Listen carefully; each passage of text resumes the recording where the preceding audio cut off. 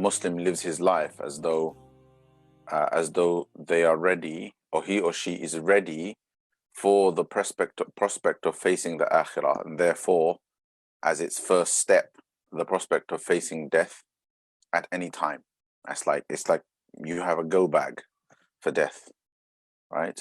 And obviously that preparation is not a physical preparation. It's not a bag somewhere hidden away, but the preparation is a spiritual preparation. It's a mental preparation. It's a preparation that's to do with being, to do with being ready to face Allah subhanahu wa ta'ala. Some of those preparations may be preparations that are a little bit more, that require some more specific worldly action. Like, for example, having a will, having an up-to-date will, for example. So that would be a physical action that would require attention when we talk about the issue of being prepared for death. However, for the most part, it's a spiritual preparation. So a person is in a spiritual state, so that when they pass away with Iman. When they pass away either pronouncing the Shahada or with their Iman kind of upon their consciousness. When they pass away with fresh tawbah, which is an extremely important one, right? I mean, everybody wants to make tawbah, but when we pass away, would we have made a fresh tawbah? Because guaranteed there will be fresh sins. We would have, the person who committed sins yesterday, one of those sins could be sufficient to completely jeopardize that person's salvation, right? We don't know. So therefore, tawbah needs to become a repetitive and recurrent theme. It's like, as the sins pile up, so must the istighfar and so must the tawbah. That is all part of preparation. So it's a constant spiritual preparation for death, for the journey after, for the journey of the soul beyond this dunya. And so he says, وَكُنْ وَصِيَّ نَفْسِكَ. And it's interesting here that he's using a kind of language that has something to do with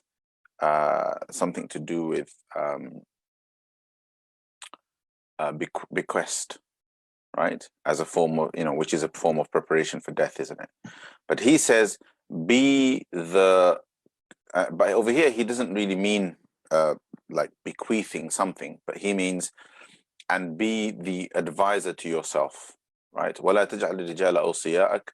And don't make people your advisors, right? And what he means,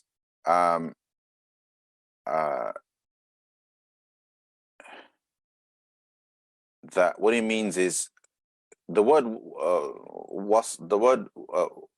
wasiyah, right, means bequest. It means what you leave, what you bequeath upon your death for people to have after you die. And therefore, and because a wasiyah can be a piece of advice, because you can bequeath a piece of advice to a person, like a final piece of advice, a final word of advice. The word wasiyah is also used for advice. And the wording, the way Imam Muhasibi is trying to phrase this, is trying to say, like, don't,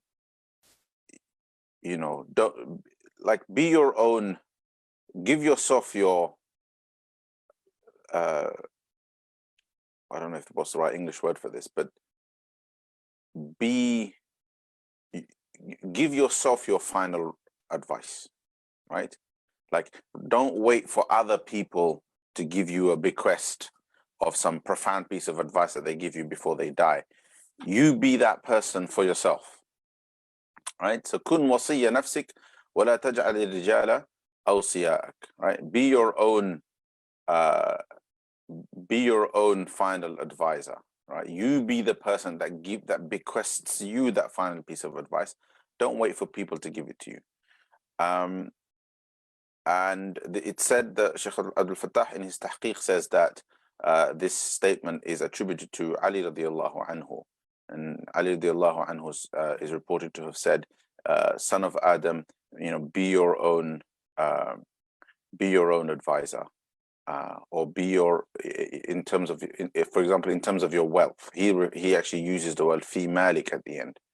So therefore, over here, it would refer to a bequest specifically, as in, if don't wait for somebody else to give you a bequest of wealth, but you bequest yourself your own wealth, right?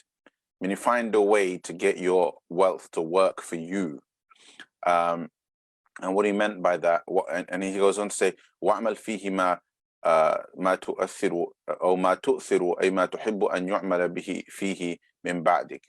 And work now on the things that you would prefer people to work on for you after you go away. So for example, we know that certain things benefit us after we pass away, right? And therefore we would like our children, we would like to bequeath our children to do certain things for us after we die. Sayyidina Ali is saying, if there are things that you would prefer people to do for you after you die, start doing those things now for yourself, i.e. you, rather than bequeathing that, leaving that as a final as final instructions for others, do it for yourself now, right? So in that sense, be your own advisor, but also advise yourself, give yourself the instruction to take those final actions for yourselves now, right? And something along the same lines was said by other people from the Salaf as well. So anyway, so that's basically what's meant. So you know, it can mean that, like, advise, give yourself your own wasiyah. If there's something that you would bequeath to others, then give that. Or if there's some final advice you would give to others, give that to yourself.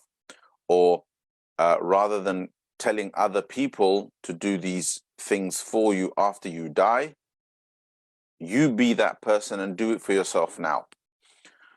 And then he says, وَعْقِلْ أَمْرَكْ وَتَيَقَّذْ مِنْ سِنَتِكَ, and, you know, understand your affair clearly, and wake up from your drowsiness, or wake up from your slumber, you know, or your heedlessness, right?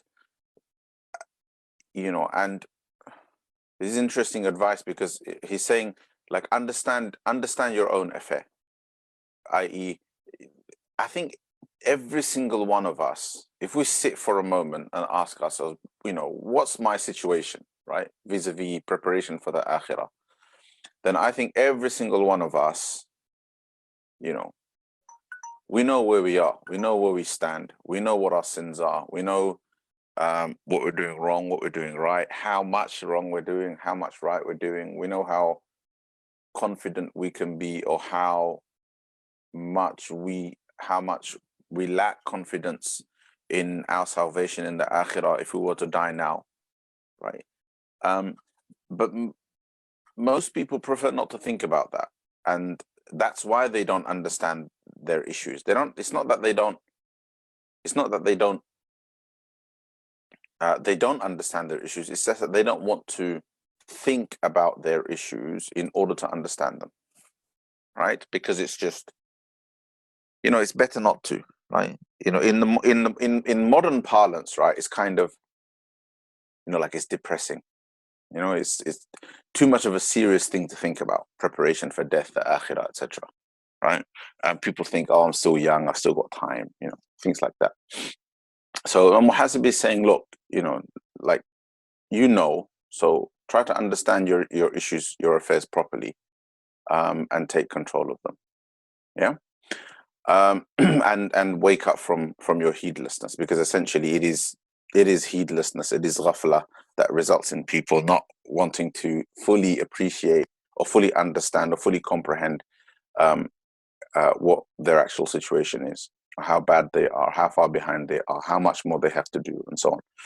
And then he says, فَإِنَّكَ مَسْئُولٌ عَنْ عُمْرِكَ, like, you have to wake up and take full command of your own situation, because you will be asked about your whole life. Umrik, your umr is your whole lifespan, your whole lifetime.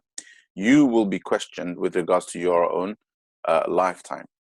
And then he quotes Abu Umama radiallahu anhu, who said, if the son of Adam understood from his Lord, all right, meaning he understood his, if he understood his position with vis-a-vis his Lord, then that would be better for him than going out and striving in the path of Allah subhanahu wa ta'ala. Just that mere, like, having a conscious and clear understanding of one's state is more powerful and more beneficial to a person in than being out striving in the path of Allah subhanahu wa ta'ala, because then you have complete perspective, right? You know where you are, you know what to do. Okay. And then he says, and know that whoever makes the akhirah his main concern, then Allah subhanahu wa ta'ala will take responsibility or take custodianship of his dunya, of his worldly affairs, as it's mentioned in a narrated hadith. And the hadith, kind of is roughly along this kind of wording. He says, it says that free yourself from the concerns of the dunya as much as you can, for whoever makes the dunya his most important concern or his greatest concern, then Allah subhanahu wa ta'ala will spread out and increase for him his preoccupations, right? Afshallahu day'atahu. Allah subhanahu wa ta'ala will, so let's begin, let me put it this way, right?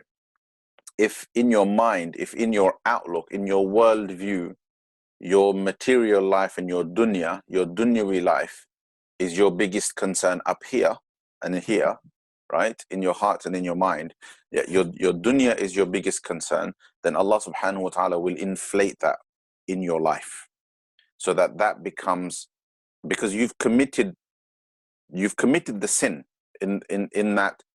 The whole question of what is more important, the dunya or the akhirah, right? This is not a physical action. This is an action of the mind. This is to do with intention. It's to do with worldview. It's to do with your attitude. It's to do with the way you think about things. Once you start thinking about the dunya as the most important thing, once that becomes your greatest concern, then essentially the crime has been committed. The sin has been committed. Now, the consequence of that sin is that Allah subhanahu wa ta'ala will inflate the affairs of the dunya, right?